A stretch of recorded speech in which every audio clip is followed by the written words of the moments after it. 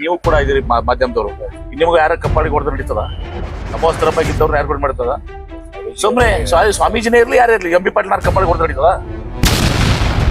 ಕಪ್ಪಾಳಿಗೆ ಹೊಡೆದಿದಾರಲ್ಲ ಅವರು ಕೂಡ ಕ್ಷಮೆ ಕೇಳಬೇಕಾಗ್ತದ ಅವ್ರ ಅಧಿಕಾರಿಗೆ. ಈಗ ಖಾದಿ ಸಮವಸ್ತ್ರದ ಮೇಲೆ ಕೈ ಮಾಡೋದು ಬಹಳ ದೊಡ್ಡ ಅಪರಾಧ. ಅದು ಇನ್ ಕೂಡ ಎಂ ಬಿ ಪಾಟೀಲ್ ಮಾಡಿದ್ರು ಕೂಡ ತಪ್ಪೇ. ಯಾರು ಮುಖ್ಯ ಹಾಗೆ ಯಾವತ್ತು ನಾನು ಬಹಳ ಸ್ಪಷ್ಟವಾಗಿ ಹೇಳಿದ್ದೀನಿ, ರೈಟಿಂಗ್ ನಾಗ ಕೊಡ್ರಿ ಕ್ಯಾಬಿನೆಟ್ ಡಿಸಿಷನ್ ಇದು ಮಾಡ್ಲಿಕ್ಕೆ ಯಾವ ಸರ್ಕಾರಗಳು, ನಮ್ಮ ಸರ್ಕಾರ ಬಿಡಿ ಬೇರೆ ಸರ್ಕಾರ ಇದ್ರೂ ಕೂಡ ಮಾಡಕ್ ಆಗೋದಿಲ್ಲ. ದಿವಸ 1,000 ಸ್ಟ್ರೈಕ್ ಆಗ್ತಾವ ರಾಜ್ಯದಲ್ಲಿ. ಎಲ್ಲರಿಗೂ ನೀವು ಬರ್ದು ಕೊಡ್ತೀರಾ?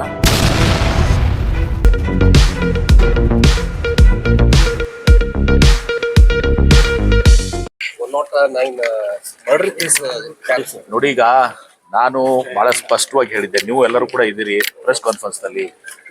ನಾನು ಸ್ಪಷ್ಟವಾಗಿನೂ ಕೂಡ ಮುಖ್ಯಮಂತ್ರಿಗಳನ್ನ ಭೇಟಿ ಮಾಡಿಸಿ ಹೇಳಿದ್ದೆ. ಅವತ್ತು ನಾನು ಅದನ್ನು ಕೂಡ ಹೇಳಿದೆ, ಸ್ವಲ್ಪ ಅವ್ರ ಮನೆಯಲ್ಲಿ ಕೂತ್ಕೊಂಡಿದ್ದಾಗ ಸ್ವಲ್ಪ ಮಾನವೀಯತೆ ಇದು ಮಾಡ್ಕೋಬೇಕು. ಅವಾಗ ನಮಗೆ PPP ಮೆಡಿಕಲ್ ಕಾಲೇಜ್ ಬೇಡ, ಸರ್ಕಾರಿ ಆಗ್ಬೇಕು. ಆಯ್ತು, CM ಅವ್ರು ಹೇಳಿದ್ರು ಆಯ್ತು ಹಾಗೆ ಮಾಡೋಣ, ಸ್ವಲ್ಪ ತಡ ಆಗ್ತದಂತೆ ಮುಖ್ಯಮಂತ್ರಿಗಳು ಹೇಳಿದ್ರು. ಅದಾದ್ಮೇಲೆ ಇವ್ರು ಅರ್ಥ ಮಾಡ್ಕೋಬೇಕಾಗಿತ್ತು. ಅದಾದ್ಮೇಲೆ ನಾನು ಪತ್ರಿಕಾಗೋಷ್ಠಿ ಮಾಡಿ ಹೇಳಿದ್ದೀನಿ. ನಾನು ಪತ್ರಿಕಾಗೋಷ್ಠಿ ಮಾಡಿ ಸ್ಪಷ್ಟವಾಗಿ ಹೇಳಿದ್ದೀನಿ, ಏನು ಇದು ಬಿಡ್ಲಾರ್ದೆ ಒಂದೊಂದು ಶಬ್ದವನ್ನ ಕೂಡ ನಾವು ಅವ್ರಿಗೆ ಇದು ಮಾಡೋ ಅಂತ ಹೇಳಿದ್ದೀನಿ. ಮತ್ತೆ ಹೀಗಾಗಿ ಮತ್ತೆ ಯಾಕೆ ಇವ್ರು ಮುಂದುವರಿಸ್ತಾ ಹೋಗ್ತದ್ದು? ಮತ್ತೊಮ್ಮೆ ಭೇಟಿ ಮಾಡಿಸ್ತೀನಿ ಅಂತ ಕೂಡ ಹೇಳಿದ್ದೀನಿ. 9ನೇ ತಾರೀಕಿಗೆ ಬರ್ತಾ ಇದಾರೆ, ಇವು ಕೂಡ ಭೇಟಿ ಮಾಡ್ತೀನಿ ಅವ್ರಿಗೆ. ಹೀಗಾಗಿ ನಾವು ಎಲ್ಲ ನನ್ನಲ್ಲೇ ಸ್ಪಷ್ಟತೆ ಇದೆ. ಆದ್ರೆ ಇದನ್ನ ಸ್ಪಷ್ಟತೆ ಇದ್ಕೊಂಡ್ಮೇಲೆ ಮಾಡಿದ್ರೆ ಮತ್ತೆ ಅದಕ್ಕೆ ನನಗೆ ಗೊತ್ತಾಗಲ್ಲ ಅವ್ರ ಉದ್ದೇಶ ಏನಿದೆ ಅಂತ ಗೊತ್ತಾಗಲ್ಲ ನನಗೆ. ಯಾರು ನನಗೆ ಗೊತ್ತಿಲ್ಲಪ್ಪ. ಅದು ಕಾನೂನವಾಗಿ ಮತ್ತೆ ನೀವು ಪೊಲೀಸರಿಗೆ ಕಪಾಳ ಹೊಡೆದ್ರೆ ನಡೀತದ? ಅದು ನನಗೆ ಗೊತ್ತಿಲ್ಲಪ್ಪ. ನನಗದು ಗೊತ್ತಿಲ್ಲ.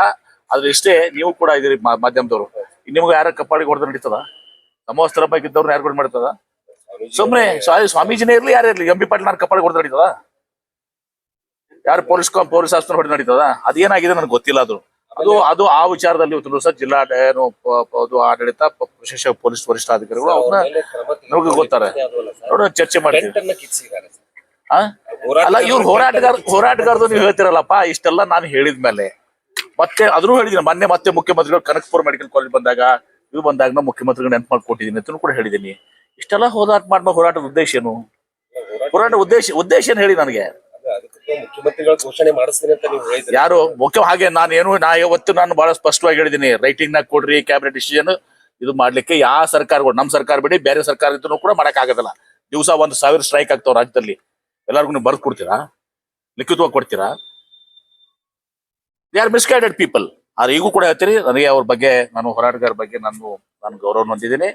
ಈಗೂ ಕೂಡ ಹೇಳ್ತೀರಿ, ಮುಖ್ಯಮಂತ್ರಿಗಳು ಬರ್ತಾರೆ 9ನೇ ತಾರೀಕಿಗೆ. ಮುಖ್ಯಮಂತ್ರಿಗಳು ಬಂದಾಗ ಒಂದು 12 ಮುಖಂಡರು ಯಾರದಾರ ಅವ್ರನ್ನ ಭೇಟಿ ಮಾಡಿಸಿ ಮುಖ್ಯಮಂತ್ರಿಗಳು ನಮ್ಗೆ ಹೇಳಿಸ್ತೀವಿ. ಆದ್ರೆ ನೀವು ರೈಟಿಂಗ್ ನಾಗ ಕೊಡ್ರಿ ಕ್ಯಾಬಿನೆಟ್ ಡಿಸಿಷನ್ ಮಾಡ್ರಿ, ಈಗನೂ ಆಗಲ್ಲ ಮುಂದೂ ಆಗೋದಿಲ್ಲ.